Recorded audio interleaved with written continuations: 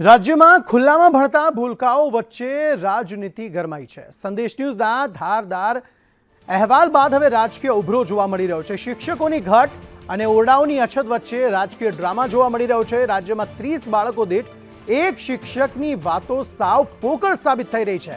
સરકારે કહ્યું સંખ્યા ન હોય તો શિક્ષક ન મુકાય। રાજ્યમાં 19,000થી વધુ સ્કૂલોમાં ઓરડાની ઘટ છે। રાજ્યની 1606 સ્કૂલમાં માત્ર એક શિક્ષક ભણાવે છે। માધ્યમિક અને ઉચ્ચતર માધ્યમિકમાં 13,000થી વધુ શિક્ષકોની ઘટ હોવાનું સામે આવ્યું છે।